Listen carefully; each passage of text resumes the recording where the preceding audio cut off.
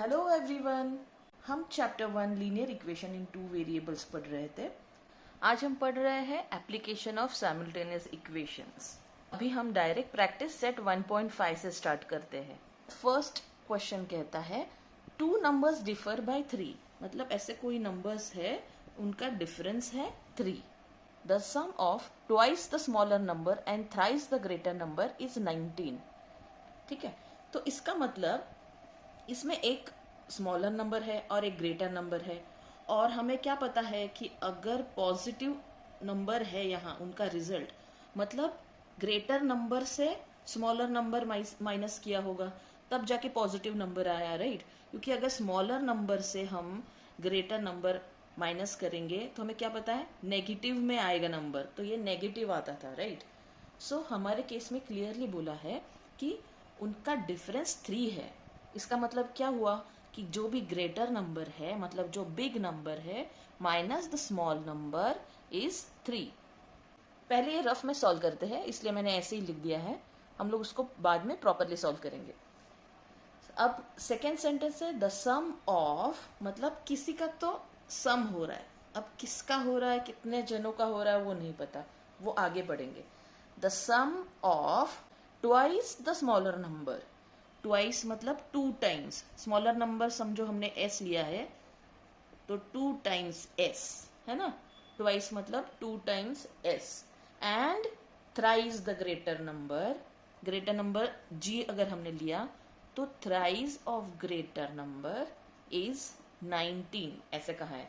ठीक है, अभी फिर से पढ़ते हैं। सेकेंड सेंटेंस क्या कहता है, सम ऑफ मतलब सम है, किसी का तो सम है, किसका सम है, twice of smaller number and thrice the greater number, इन दोनों का सम है, और कितना है वो 19 ऐसा दिया है, इसे इक्वेशन 2 कहेंगे। तो बोला है नेक्स्ट सेंटेंस है फाइंड द नंबर्स, मतलब ये ग्रेटर नंबर और ये स्मॉलर नंबर हमें फाइंड करना है। ठीक है, हम कहेंगे let the greater number be G and smaller number be S. क्योंकि ये वेरिएबल्स है तो हम लोग कोई भी वेरिएबल्स के लिए कोई भी अल्फाबेट यूज कर सकते हैं। ठीक है, अब इसके जगह x, इसके जगह y ऐसे भी ले सकते हैं हम लोग। मैंने ग्रेटर है इसलिए g लिया और स्मॉलर है इसलिए s लिया। ओके, हम ये ऐसे लिखेंगे कि अकॉर्डिंग टू फर्स्ट कंडीशन, क्या है फर्स्ट कंडीशन कि 2 नंबर्स डिफर बाय 3, मतलब greater minus small number is equal to 3। So ये हमारी फर्स्ट कंडीशन हुई। ओके, फिर हम लिखेंगे according to second condition is sum of, मतलब किसी का तो सम है। ठीक है, किसका सम है, twice the smaller number, 2 times smaller number plus 3 times greater number, मतलब क्या ये g है, 3 times greater number is equal to 19। ये हमारा सेकेंड इक्वेशन हुआ। ये साइमल्टेनियस इक्वेशंस है। अब इन साइमल्टेनियस इक्वेशंस को हम सॉल्व करके g और s की वैल्यूज फाइंड करेंगे और वो नंबर्स क्या है वो देखेंगे।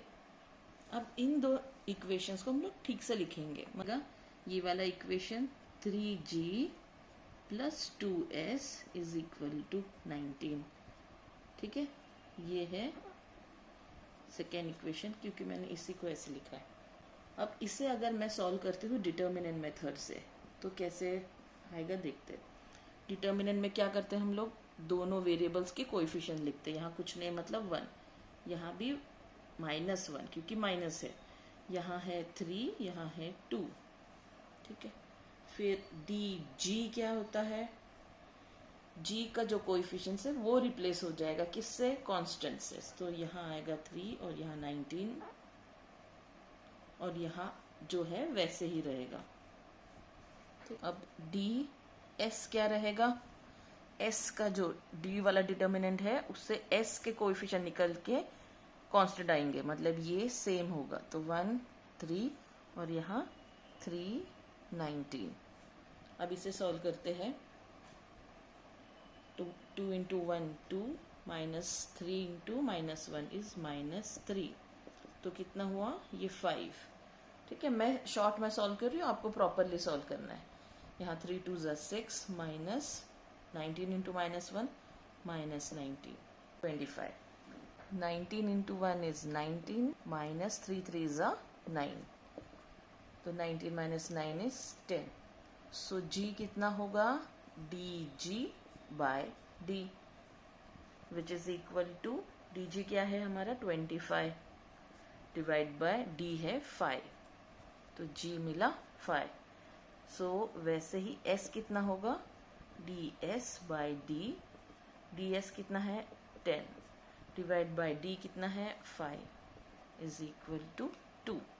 सो जी कॉमा एस इज 5,2, मतलब हमारे जो नंबर्स है वो क्या है 5 और 2। सो लास्ट में हम लिखेंगे therefore the numbers are 5 and 2। अब नेक्स्ट क्वेश्चन है क्वेश्चन नंबर 2। इसमें कहा है कंप्लीट द फॉलोइंग।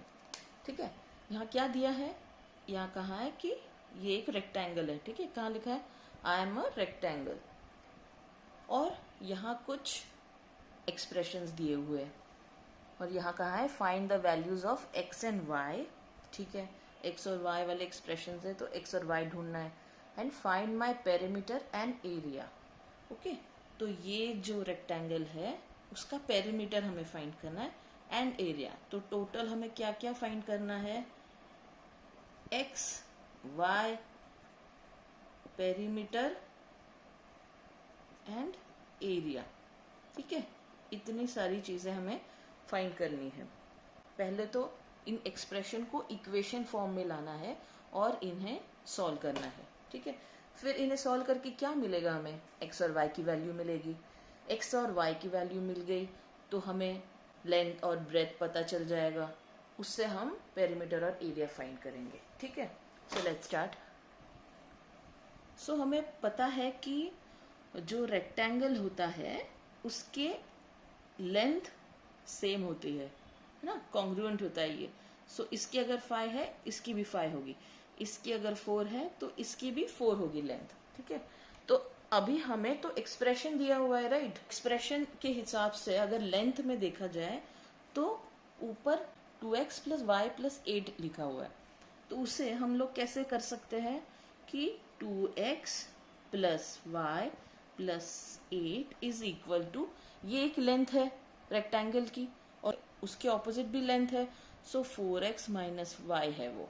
ठीक है, रेक्टेंगल के एक साइड में ये एक्सप्रेशन दिया था, सेकेंड ऑपोजिट साइड में ये था, मतलब ये लेंथ और ये लेंथ सेम होनी चाहिए, राइट, क्योंकि रेक्टेंगल में ऑपोजिट जो साइड्स होते हैं वो सेम होते हैं। सो यहाँ से हमें एक इक्वेशन मिलेगा, तो पहले इसे सॉल्व करते हैं। ठीक है, सो मैं ये 4x को इस साइड लाती हूँ, तो मिलेगा क्या 2x plus y plus 8 minus 4x, और ये y इस साइड आएगा तो plus y is equal to 0। इसे सॉल्व करेंगे तो माइनस 2x, क्योंकि 2x माइनस 4x, y अभी यहाँ भी y है यहाँ भी y है, दोनों भी पॉजिटिव है, मतलब 2y प्लस ये 8 है। अब ये 8 में दूसरे साइड शिफ्ट करूंगी तो माइनस 8 हो जाएगा। सो ये मैं इससे लिख सकती हूँ, या तो 2x, ये माइनस में कॉमन अगर लूँ तो 2x माइनस 2y बचेगा ब्रैकेट में, ये माइनस 8, ये माइनस माइनस कैंसिल हो जाएगा, तो ये कैसे दिखेगा, तो ये ऐसे दिखेगा। तो इसे कहते हैं इक्वेशन 1। ठीक है, अब सेकेंड इक्वेशन सॉल्व करते हैं। जैसे ये लेंथ और ये भी लेंथ थी, वैसे ही ब्रेथ है रेक्टेंगल की, एक साइड है 2y और एक साइड है x प्लस 4, मतलब ये 2y और x प्लस 4 सेम होने चाहिए, है ना, इक्वल होने चाहिए। तो हमने इसे इक्वेट कर दिया कि 2y is equal to x plus 4। अब x इस साइड लाते हैं या तो y इस साइड लाते हैं। ठीक है, x इस साइड लाएंगे तो क्या मिलेगा, minus x plus 2y is equal to 4। ठीक है, इसे कहेंगे इक्वेशन 2। अब ये दो इक्वेशन है, इन्हें हम सॉल्व करेंगे। सो यहाँ अभी हमें क्या मिलेगा, -2y + 2y है तो ये डायरेक्ट कैंसिल हो जाएगा। 2x - 1x कितना हुआ, x इज इक्वल टू 8 + 4 कितना हुआ, 12। तो इन दो इक्वेशंस को हमने ऐड किया था, तो हमें 12। अब x की वैल्यू डाल के y की फाइंड करते हैं, ठीक है। सो हम इक्वेशन 2 में डालते तो क्या मिलेगा, माइनस ये x की value 12 + 2y is equal to 4, है ना। तो 2y कितना होगा, 2y इज इक्वल टू 4, ये -12 यहाँ जाके +12 होगा विच इज 16। सो y कितना होगा, 2y अगर 16 है तो y कितना होगा, 16/2 which is equal to 8। So y हमें मिला 8। 12 y की वैल्यू मिली थी 8, और हमें क्या फाइंड करना था, x और y की वैल्यू तो फाइंड करनी थी हमें फाइंड करना था लेंथ और ब्रेथ, सो दैट हम लोग पेरीमीटर और एरिया फाइंड कर सके, ठीक है। पेरीमीटर मतलब जो भी ये अगर रेक्टेंगल है तो ये सारे साइड्स ऐड हो जाएंगे और वो होगा पेरीमीटर। पेरीमीटर क्या होगा रेक्टेंगल का, length plus breadth plus length plus breadth, मतलब 2 × लेंथ प्लस ब्रेथ। एरिया क्या होगा, लेंथ × ब्रेथ, राइट। अब हमारे पास डायरेक्ट लेंथ और ब्रेथ दिया है क्या, नहीं, बट हमें क्या पता है, अगर हम लोग ठीक से देखेंगे ये डायग्राम तो उसमें क्या दिया था, लेंथ ऑफ रेक्टेंगल कितनी है, ये या ये कोई भी इक्वेशन ले सकते हैं, ये अभी मैं छोटा इसलिए लेती हूँ। Length of rectangle is 4x - y। इसमें अगर मैं वैल्यूज डालूंगी x और y की तो क्या मिलेगा, 4 × 12 माइनस y की वैल्यू क्या थी, 8। इसे सॉल्व करके क्या मिलेगा, 48 - 8 विच इज इक्वल टू 40। तो लेंथ हमें 40 मिली। अब ब्रेथ कितनी होगी, ब्रेथ ऑफ रेक्टेंगल कितना होगा, 2y या तो x + 4, तो हम लोग 2y लेते हैं, ठीक है। 2y इज इक्वल टू क्या, 2 × ये मैंने शॉर्ट में भी लिखा है, आपको फुल लिखना है, ठीक है। 2y is equal to 2 × y मतलब 8 इज इक्वल टू 60। सो हमें क्या मिला, लेंथ क्या है 40, ब्रेथ ऑफ रेक्टेंगल इज 60, ठीक है। अब ये मिल गया है तो हम लोग पेरीमीटर और एरिया फाइंड कर सकते हैं, राइट। सो पेरीमीटर क्या होगा, मैंने शॉर्ट में p लिखा है, आपको फुल लिखना है, ठीक है। Perimeter is 2 times length plus breadth. तो अभी इसमें l और b की वैल्यूज डालेंगे, 2 × ये क्या है 40, b मतलब ब्रेथ क्या है 16, तो ये क्या हुआ, तो ये होता है 2 × ये 56। सो 2 × 56 इज 112। अब ये पेरीमीटर है तो इसका यूनिट क्या होगा, क्योंकि इनके x और y की कुछ यूनिट दिए नहीं है रेक्टेंगल में, कुछ सेंटीमीटर, मीटर, मिलीमीटर ऐसा कुछ भी नहीं दिया है, राइट। तो इसमें होगा पेरीमीटर होगा 112 यूनिट। एरिया कितना होगा, एरिया क्या है, लेंथ × ब्रेथ, ठीक है। सो ये लेंथ कितना है 40 × ब्रेथ कितना है 16, तो कितना मिला, ये मल्टीप्लाई करके, अब ये जो है सो इसका यूनिट कैसे होगा, स्क्वायर। मोस्टली अगर सेंटीमीटर दिया है तो स्क्वायर सेंटीमीटर, मीटर दिया है तो स्क्वायर मीटर। हमें यहाँ अलग से कुछ यूनिट दिया नहीं है तो हम लोग क्या करेंगे, यूनिट, तो स्क्वायर यूनिट। तो हमें क्या क्या चाहिए था वो हमें मिल गया, राइट। हमें एक्स वाई की वैल्यूज चाहिए थी और फिर पेरीमीटर और एरिया।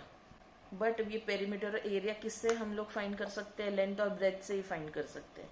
इसलिए एक्स और वाई की वैल्यूज हमने लेंथ और ब्रेथ के जो एक्सप्रेशंस दिए हैं उसमें हमने डाले और लेंथ और ब्रेथ निकाली। लेंथ और ब्रेथ निकाल के हमने पेरीमीटर का वैल्यूज फाइंड किया। क्वेश्चन नंबर 3 है, the sum of father's age and twice the age of his son is 70. If we double the age of father and add it to the age of the son, the sum is 95. Find their present ages. समझिए कि ये father है ठीक है, और उसका सन है ये। तो क्या कहा है कि सम ऑफ फादर्स एज और twice the age of his son is 70। ठीक है, तो इनका समझिए एज है f, ठीक है, और इनका एज है s। क्या बोला हमें, फाइंड द प्रेजेंट एजेस बोला हुआ है।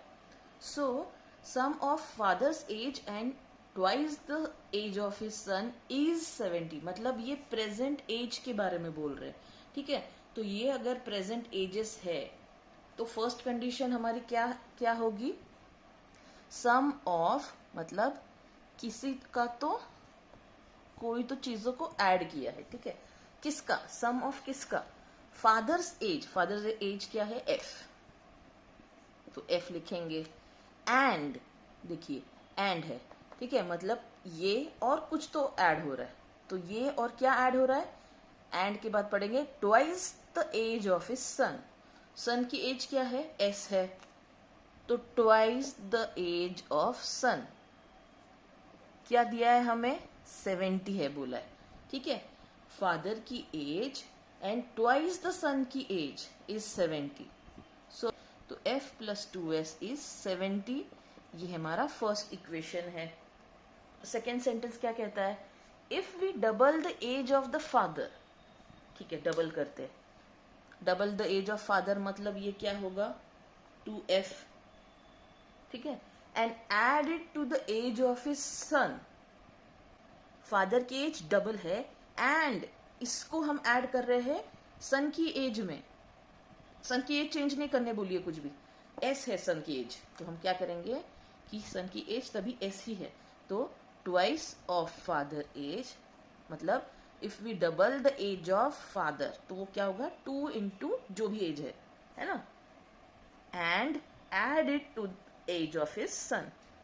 सन की एज क्या है, s, द सम इज 95, ऐसे कहा है। ठीक है, ये सेकेंड इक्वेशन बनता है। अब हम इसे सॉल्व करने के लिए कोएफिशिएंट सेम करके फिर सॉल्व करते हैं। ठीक है, मैंने ये f की कोएफिशिएंट यहाँ सेम करती हूँ, यहाँ 2, तो मल्टीप्लाई बाय 2 होगा थ्रू आउट, तो 2 से मल्टीप्लाई होने के बाद थ्रू आउट क्या मिलेगा, 2f plus 4s is equal to 70 into 2 is 140। ठीक है, ये इक्वेशन 3 होगा, और ये इक्वेशन 2 यहाँ लिखते हैं नीचे।